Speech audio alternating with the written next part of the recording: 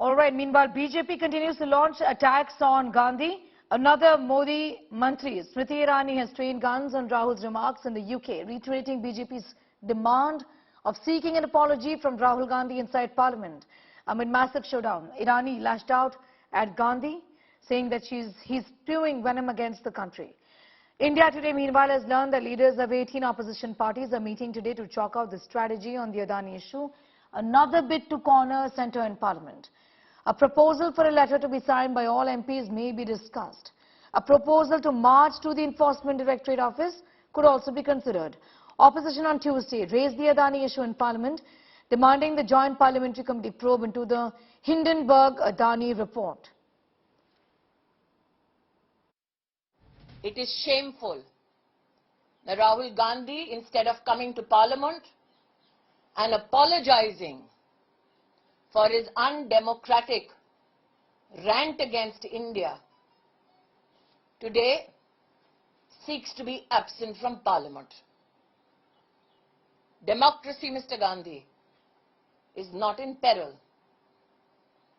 The Congress party has been brought to political perish by the people of India for this very behavior that you exhibited against the nation state overseas.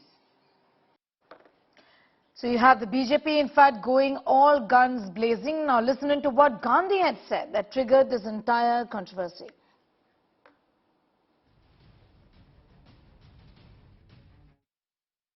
So the surprising thing is that the so-called defenders of democracy, which are the United States, European countries, seem to just be oblivious that a huge chunk of the democratic model has come undone, right?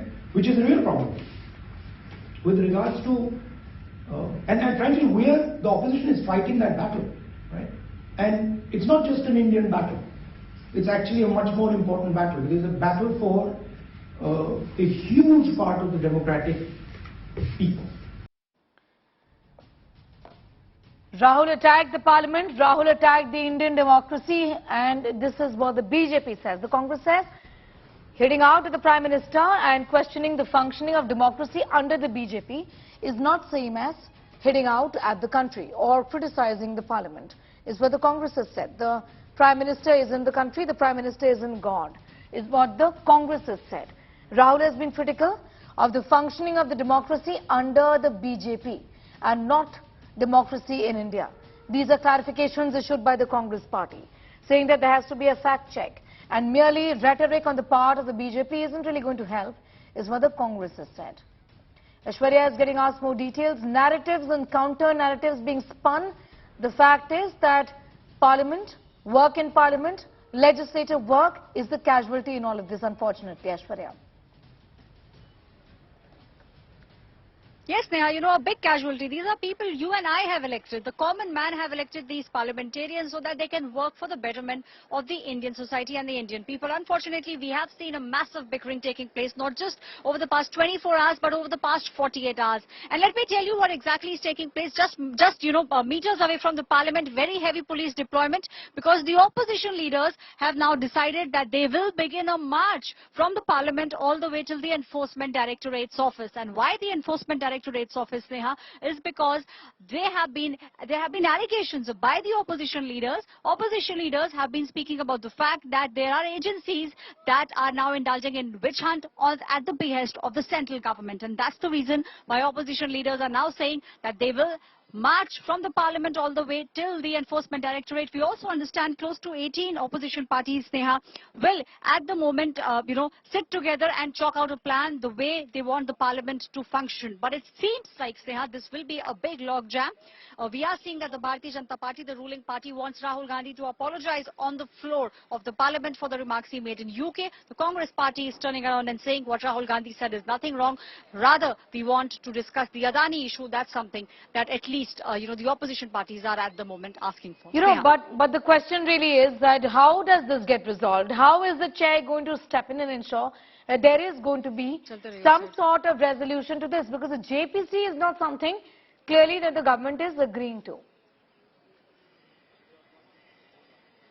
Well, definitely, and it is not something that they will agree upon. We did see how the first part, we also saw how the government time and again has been speaking about the fact that there are agencies, the SEBI, the RBI, which is looking into the Adani issue. So at the moment, they don't think that there needs to be a JPC which will look into the Adani stock crisis. So the government is very, very clear. We have seen time and again how big leaders from the government have been talking about the fact that they don't see the need for a JPC. The opposition, on the other hand, has been time and again talking about the Adani issue, and now, the other issue which they are also speaking about are the agencies, and they are saying the CBI and the ED especially are now indulging in a witch hunt.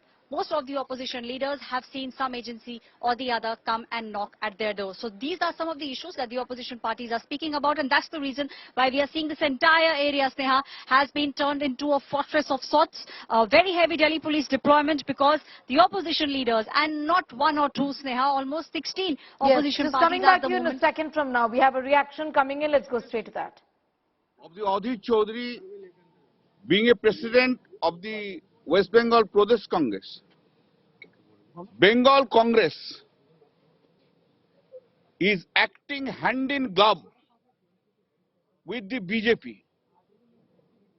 Bengal Congress is the coin of the other side. One side is the BJP, another side is the Congress. Therefore, and Adhir Chaudhary, being the president, openly invited all political parties, including BJP, to be united together to defeat Trinamool Congress.